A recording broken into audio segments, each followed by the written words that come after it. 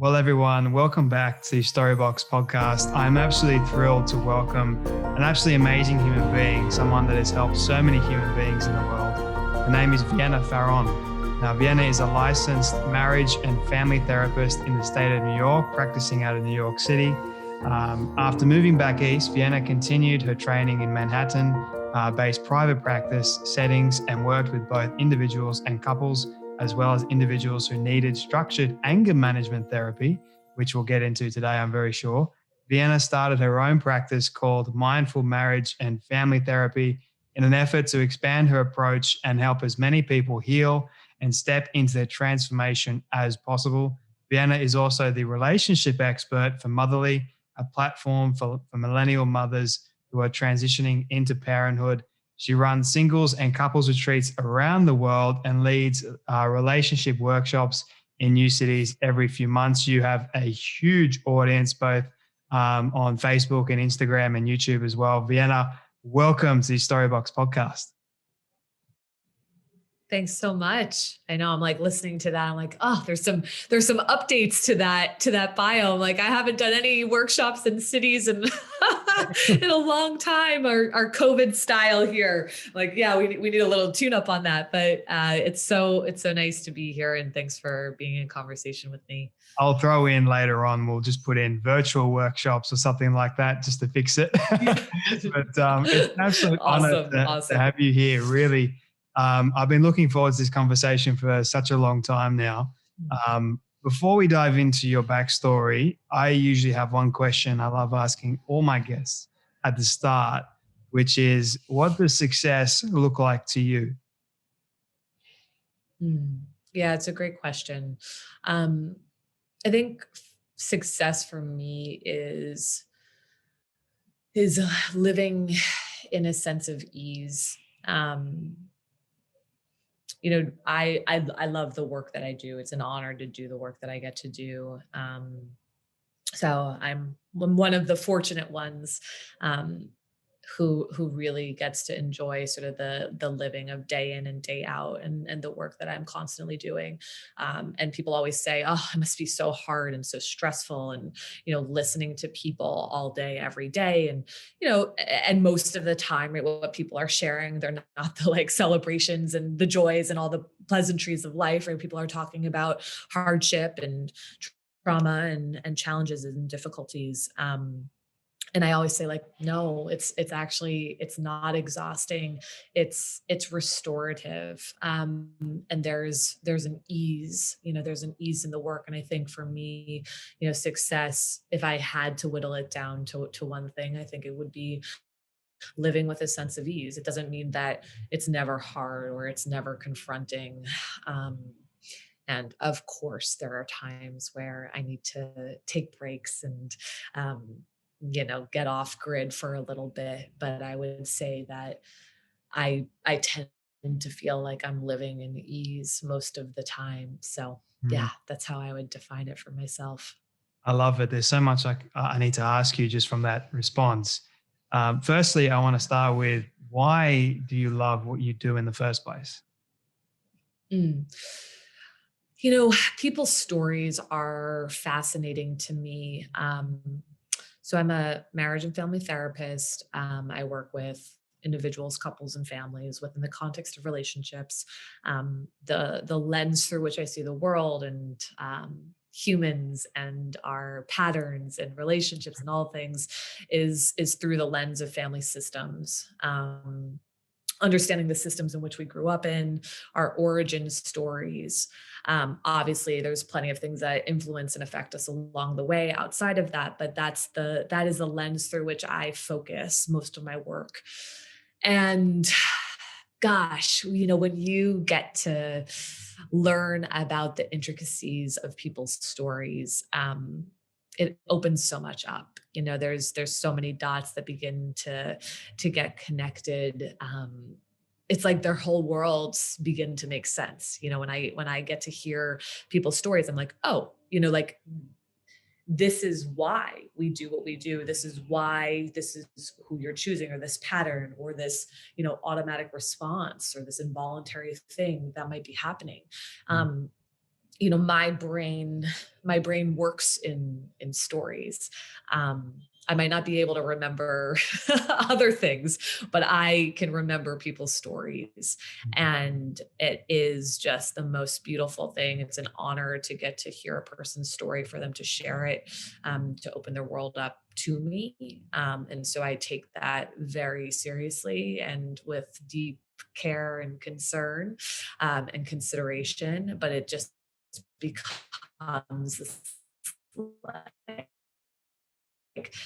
pull up the sleeves, sort of deep dive into this, like, and so much information, if we can tune into it. So I used to, when I was a kid, I used to want to be a detective, um, and like undercover CIA, like that was like the dream when I was like a kid. And I'm like, oh, I think I still found a way to like get into this detective work, just in a really different way. So Mm. I feel like we are kindred spirits in quite a few sense. Like the story aspect, I have such a deep and huge fascination. And I remember a lot of other people's stories and even my own as well, because there's always, you're right, there's always those underlining themes, or there's these little patterns that you can sort of connect the dots to. And that fascinates me. It's like even when I'm doing this and I'm speaking to people, I'm always connecting the dots. So from the very first question that I ask people, I'm always connecting the dots. Oh, this person thought of this. I know this person's story aligns with this one. But then in saying that, we're all different. It's such an amazing, enriching experience about life that you never stop learning something new about a person. It's just continually evolving. One thing that you mentioned earlier, which was, it might get hard, or I can only imagine that it would get hard listening to people share these deep and sometimes very hurtful things about their relationships in life. And I'm curious about what you do in those moments to sort of bring yourself back to a positive state, normality and happiness. mm, yeah, I've naturally had a very good way of like leaving work at work and being able to shift, right? That is something that does come naturally to me. Where I think for maybe some other people, they have to work really hard at that. I am not someone who absorbs other people, um, their feelings and their energy. And I think many therapists might do Mm. that, depending on, again, for me, it goes back to family system, right? I was not somebody who absorbed in that way. And so I think I'm built in such a way where I can be in it when I'm in it, right? And then when I move and shift, that's something that tends to get left there, which I think has been really healthy for me. But when that's not the case, I'm a big senses person, and so I love to shift my senses. And what that means for me is scent and sound and touch, right? So uh, historically, right, which looks a little bit different now today than it did, maybe a year ago. With the idea of like going to work and coming back from work. For us right now, work has been like in the home, and there hasn't been a whole lot of shifting. Physically and geographically that's needed to take place. But I when I would walk in from outside, I would put a diffuser on. I would burn some Palo Santo. I would put music on to shift the energy. A lot of like piano, classical music. Maybe I change the fabric that's on my body, right? And so I really tune into the senses, and taking care of myself in that way. That shifts energy. It lets me know that my role of therapist is no longer the role that I have to be in, right? That I am in. I call it the sort of like the de-rolling. act, right? The practice of like, oh, now I get to be, a partner, a human being, right? A woman. And I get to shift into that space, and those, touching on those senses helps sort of let my system know that it doesn't need to work in that way anymore. Um, I have to mention my dog, who is like the best dog ever. And I know most dog parents say that. But there is something about being surrounded by his energy that like shifts so many things. Just such beautiful reminders of joy and just pleasure, and getting to spend time with him, walk him, play with him, all the things, just like admire how his cuteness remains 11 years later. And then I'm really fortunate to have a partner who understands my work deeply, to have friends who understand my work deeply. And so, although we don't sit at home talking about work all the time, that's not what it looks like. But there is something about having a community around me who gets it. And a lot of our friends are in like a similar-ish field. And so, that's a beautiful way for me to move that energy as well.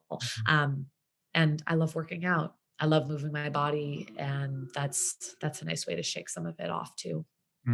All good, excellent points you raised there, Yeah. especially like the one you said about leaving work at work, and you disconnect from work and you go home and you don't bring that with you. And I find that a lot of people sort of like bring it home with them, which causes tension and more stress into the actual relationship. And my question to you would be, for those people that are actually struggling with that in the first place, what are some strategies that you often tell people, okay, hang on a minute, like this is causing your relationship damage? How do you just leave it at home? Because I know it doesn't come naturally to a lot of people, as unlike for yourself. So what strategies would you recommend people? I mean, I think that there's space to tune into either this rumination, this fixer, this need to solve part that can oftentimes present in it, and to get, intimate with that part, right? Like, what's the story around needing to have the answer for this, needing to solve this problem, needing to fix whatever it is that's presenting, right? Like, I'm certain that not all of your listeners are therapists, right? So, sort of stepping out of that framework, right? Like, what is it that you're bringing home with you, and why do you feel like you need to spend time and energy, right? If I don't figure this out now, what's going to happen? Right. And I think that prompt and that question and understanding what's attached there is really important, right? Like, might I disappoint people? Might I let somebody down at work? Might, for therapists, like, if I'm not fixing or solving their problem, right? Like that to me is not my job. I'm not actually in a role of trying to solve people's problems for them. I'm not trying to fix anything. That's not the way in which I see my work. Right? And so I think it's important for people who maybe have the tendency to take things with them. Right? It's like, well, how come, right? How does that play into a role that you assume in your life? And, again, when I talk about family systems and our origin stories, right? It's like, I would tune us back into, who did I see do that? Did I have people in a system at some point demonstrate this? Did I observe this in a parent or an adult in my family system? How did that impact the system, right? How was it like for me as a kid watching and observing that? What did, if there was a partnership there, how did that affect the other partner? And to begin to explore some of the things that presented in that way that maybe are familiar and similar. But I think a lot of it will come back to, what am I afraid of having happen if I don't do this? And asking and getting really clear on what that answer is. I personally believe that your job title doesn't say fixer. No, but some people will think it is. Yeah. Can't you just tell me what it is I have to do? Can't you just solve this for us? Give me all the answers for us, and then we won't have to do a thing. But it's the complete opposite of that. I think you Yeah. go to therapy to sort of talk about things, and the therapist is sort of there to guide you along the way. And I know I've been to therapists, and all my therapists have told me they haven't sort of like forced me to do anything. They've guided me along, and they're like, you can't fix, like they can't fix the problems for me. Like Mm, they've told me strategies on what has worked, but they said it's your choice whether or not you want to do it or not. mm, Like you're coming to me for a reason. Like if you don't trust me, then so be it. Like, but don't. There's no point in coming in the first place. But I think some people just need, like, even going home and having that relationship base and being able to speak to somebody that they love and trust, and just sometimes we just need a vent. I think that's also helpful, or just talking things through. I love how you mentioned before the dog, because it is so true. I think they're like the best therapists in the world. Um, totally. because my dog, funny enough, my dog is actually 2 years old today, and she's like incredible. Like she makes me laugh, smile. Sometimes, you just feel this sense of gratitude, and it's amazing. But anyway, I can talk about my dog for ages, but I want to sort of focus in on your origin story for a moment, and how you got started being a family therapist. Was it something like was and how was your family life growing up as well? Was it something that was structured, stable, or was there sort of tension there, if you don't mind me asking that? Yeah. So I'm an only child, and my parents got separated when I was in first grade. And then they went through a 9-year divorce, which was at the time the longest in the history of New Jersey. And it it certainly was, when I look back, right? It certainly was the catalyst, right, into the work. I didn't know it back then, but in reflection, right, when I finally started to get into this field, I was like, yeah, of course, right, of course, this is what led me here. Um, and so, I had my parents never remarried. They Obviously the divorce itself was a really draining, tumultuous, hostile uh decade almost, right? And they presented differently, but I grew up around a lot of dysfunction. I grew up a lot around a lot of gaslighting, manipulation, emotional flooding, paranoia. um, yeah, like there was just a ton of it. And they presented in their own separate, unique ways. But it was a lot, it was a lot. And especially as an only child, I think, when you don't have another sibling, or you don't have anybody else in the home, even, right? Like what I said before, neither one of them got remarried. There wasn't another adult around, right? And so it was, my reality, was really like denied quite a bit. And it was also really hard to check, right? Like when you have a sibling, you like, can you believe mom said this? You can believe dad said, well, or there's another adult who's in the picture who's saying like, maybe on the side, like, I'm sorry that X, Y, and Z is happening. Right. So I didn't have any of that. And it developed a part of in me that what became very attuned. I was such a deep observer of what was happening around me. I watched, with intensity. I picked up on everything, especially if you grow up, me growing up in a system where there was a lot of gaslighting and manipulation. I really watched details. And I think it's why now, as a therapist, as an adult, I'm really good at like listening to stories and not missing something and remembering every piece, because, if you didn't as a kid, right, it would turn back around. Oh, no, I didn't say that. Or no, that didn't happen. It's like, well, no, actually it did. Right. And I remember exactly this, and this. But, the shadow side of that is, and I speak openly about this, is like, when your reality is denied as a kid, it's really easy to become an adult who needs to be right. And so we can get a good chuckle out of it at this point in our lives and in my marriage. But my husband will, it's like, I will, in conflict, I'm a point prover. I need to like like till the end, I'll double down, I'll triple down, right? Is like, I need to be right and I need to prove my point. And, that does not happen all the time, right? It happens when I'm, not aware, when I'm sort of get into this activated space and I can't see it. And yes, side note, therapist, we still have stuff, right? We still get caught in these cycles, right? It doesn't look perfect for us at home. But, we are able to talk about that. And, so yes, going back to my family of origin, absolutely, that rupture was a huge catalyst. And I think, for many of us, maybe for most of us, we don't have the education, right? Our education comes from our families when it comes to relationships and family dynamics, communication, conflict, intimacy, everything that we learn, at least in the beginning, right, comes from them. And then maybe there's society and school and teachers and coaches and religion and all, all these other things that then begin to contribute to it. But to become curious about that space, right, it just became so fascinating to me.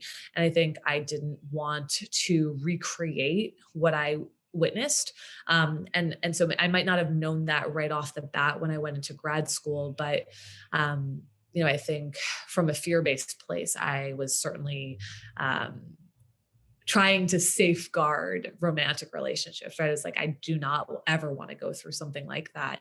So what do I need to learn and how can I make sure that I'm set up for something that can be functional and long lasting and healthy? So. How did you safeguard yourself from looking at not wanting to go down the same road as what your parents did? You don't, I don't know that there is a safeguard in the sense that like, there's no guarantee, right? I always say that to people is like, when you think that there's a guarantee, you've got something else coming for you. And I think that's important to sort of live life that way of like, no, just because you do X, Y, and Z does not mean your relationship will never face something or that you could never get a divorce. And I think I have, so much more, freedom and flexibility in that space to be like, I don't live from a fear-based place. I think, using the word safeguard and still using it, but just maybe a little bit more loosely is that, I think the way in which we do safeguard is by becoming self-aware, becoming relationally aware, learning our origin stories around things that are potentially unhealthy or dysfunctional for us, right? So many of us maintain dysfunction in order to function, right? Good point. So many of us maintain dysfunction in order to function, right? We cling to the status quo, right? We hold into our patterns and into our loops because this is what we know, right? This is what we did. This is how we grew up. Here were the expectations. Here was the role that I was either given or the role that I assumed, right? And so without a little bit of space to reflect and get curious and understand how these parts sort of come together, it's very hard to sort of break out of those cycles. But that's the work, right? Is to say, maybe I didn't learn how to do this in an actual healthy way before. I always say not everything that the adults give us is ours to keep. Not everything that the adults give us is integrated, right? Like what they pass down to us, even though when we're tiny, we take it because we're like, of course, you're the adult. I'm supposed to accept this as truth. Like we don't know what work they did, right? That might be unintegrated pain of theirs that's just traveling through generation to generation, right? We don't know what their work was. And so our job is, my belief, right, is our job is to get curious about that and tune in. And so if there were ever a way to quote unquote safeguard something, right, if we're going to give it our best shot, if we're going to give it our best attempt, it's going to look like that. It's going to look like diving into the work and becoming self and relationally aware.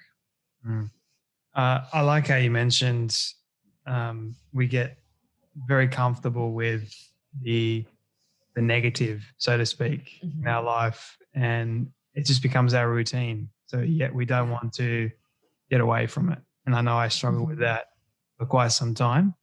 And until you realize it for yourself and you want to actually change and you actually do the work to change, it's not, you're going to remain the same. And Mm. I think a lot of people actually do get stuck there. They're kind of in denial a little bit. They sort of create that denial for themselves. I know because I did it for so long. But you mentioned intimacy before, and I'm curious about how your viewpoints on intimacy have actually changed, and how important is real intimacy for having a healthy relationship with someone. And then I know it's a big question, but how can what are some strategies that we can use right now for helping improving intimacy in our relationships? I think of intimacy as the practice of going innermost with the self. And then when we choose, when we'd like, right, the practice of going innermost with another. Um, I once wrote a, I don't know, I wouldn't call it a poem. It was just a couple of sentences, but I think it was something like, into me, I see, into you, you see, into me, I let you see, into you, you let me see. Right. And so to this concept, this idea of like, going inwards, right? Understanding our inner worlds, understanding the other person's inner world. And when it's earned, right, when there's permission to go there, right, being invited in or inviting somebody else into, this, yeah, this inner roadmap of our lives, our history, our present, our dreams and fantasies of a future. And yeah, I mean, I think, gosh, it's like, what do you think of when you hear the word intimacy, or what are some of the first things that come to mind? And um, there's many, I think that there's so many pillars of intimacy, right, from sexual to intellectual to emotional to physical to spiritual to creative to conflictual, right? Like, there's many of them. And so I think the ways in which intimacy have and how intimacy has sort of evolved for me is sort of recognizing like how many different pillars there really are, and how like, especially relationally, right, like what pillars are actually the most important to me and what pillars are actually the most important to you, right? Because we might have different priorities, right, when it comes to how I want to actually either connect with myself or connect with another. And so I think, a practice that could be interesting for those listening is to consider, some of the pillars that I just mentioned, and maybe even sort of like rank, like how important is it just me with me, right? And then how important is it for me to share this with another person? And if you're in partnership, like hearing what that priority list actually is for them. You might have a guess at what you think is at the top of their list. And you may or may not be right, right? But I think that that's the point, is like getting curious about how are we doing, right? If you're in a partnership, right? How are we doing? How would you rank? I know sometimes people are um, maybe not as keen on ranking, like what those number associations mean. So sort of figure out what works best for you. But like, how connected did we feel with physical intimacy this week? Mm. Could it be more? Could it be less? Like, where is that? How connected did we feel in intellectual intimacy this week? Right? What did we talk about? What did we dive into? Right? And sort of moving through that. And if you're single, right, or unpartnered right now, um, exploring that with yourself, right? Like, what are because the intimacy is not reserved for other people, right? It is something that we practice with ourselves as well. So that's definitely an exercise that anyone can do. Mm. Is there one pillar that you mentioned that is more important than the next, or are they all equally as important? No, there's not. That's human specific, right? Uh-huh. So there's no, like, I can't say, that for you, here's the most important pillar that you have to look at, right? It's about tuning into the self, right? Not comparing it to the next couple over there or the next person over there. Like, what is most important for you? You're the person who knows the self the best. It's a good point you raised there. Mhm. I'm curious about trust in a relationship, and how can someone actually build trust so then they can be more intimate with that person? Because I feel like if you don't have trust in a relationship, you don't have one. So how can someone, if they break it, how can someone then build it up again? Mm. Jay, you're asking a full podcast episode right now. You're like, let me just slide this in at the Yeah. end. Like, so how do you repair trust? It's a big topic, and it's an important one, right? Because I think without safety, right, without security, it's very hard to allow for intimacy, right? Why would we want to go inwards? Why would we want to let anybody close to us? Especially if trust has had a rupture to it, right? It's like, how do I actually begin to discern whether or not I want intimacy to be something that we share in again? Right. So there's sort of trust in the beginning of like, have you earned it? Right. And then there's, if I've been in a relationship with someone and then trust, there was a rupture to trust, right? Like, is there a way to move to a space where I can trust you again? Yeah, listen, it's a really big question. And I think, it requires us to look at our history for sure, right? What are our storylines around trust, right? What are our origin stories around trust? What has happened in our lives has either supported trust or taken away from it? What are there events that have happened in our lives, right, that have made us a little bit more particular about trust, right? Like, have we had lots of people who have ruptured with us, right? Have we been people who have ruptured trust in relationships before, right? We have to really look at some of those things to see what each person is working with here, right? So, if you're listening, right, I would encourage you to explore, like, what's the story I have around trust, right? What script do I have around trust? Where has trust been affected and impacted in my life, right? Both in my family of origin, maybe in past partner relationships, maybe in friendship, maybe in the work setting and environment. Have there been a lot of people who said, "Oh, you're going to get this raise, you're going to get this raise," and then bam, it goes to somebody else. Like, you have to look at these different areas of life to see how it is we've been affected and impacted by either the absence of trust or the presence of it. So I would start us there. And then I'd say we'd probably need another podcast to do the rest of it, because without because each person's relationship to it is so unique and so different.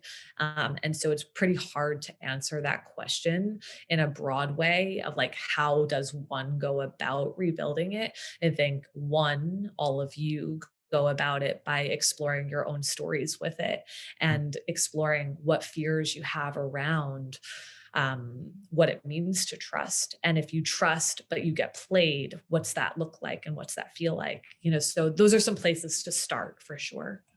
Thank you. I do have to bring you back a later date so we can dive further into that. So this is a question I ask everyone at the end.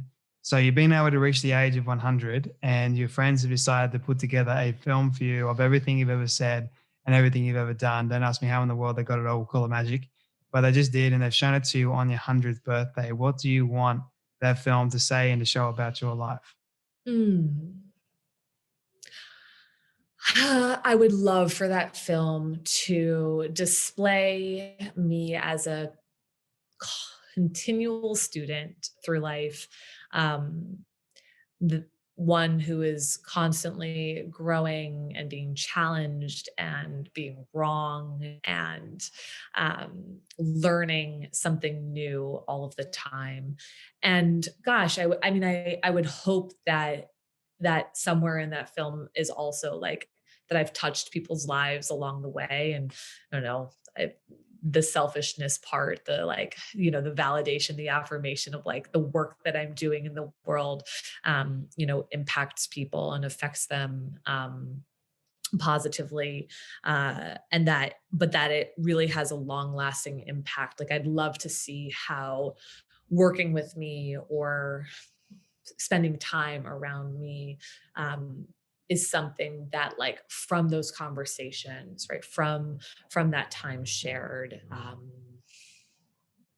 is an encouragement for people to tune into their own lives and their own stories, right? And that they then get to claim something for themselves, that either shifts their trajectory in some way, or just has them come to an important awareness. So, and that, like, I don't know, that it was fun and exciting and adventurous, all the good stuff, that there was travel, that there was really good food, that there were really great dogs on the way to, I get that. yeah. But I think just like being a forever student, and like seeing the parts of the self that just constantly get to learn, that there's, and that defensiveness got dropped along the way. Like, teach me all the things, and like not needing to pretend like we've got it all figured out and together and that we're right. Bringing it back around. So special. I feel like I've only touched just the surface with you today. But thank you so much for your time. I really do appreciate it. And for coming on the Storybox podcast, part 1. Yeah, thanks, Jay.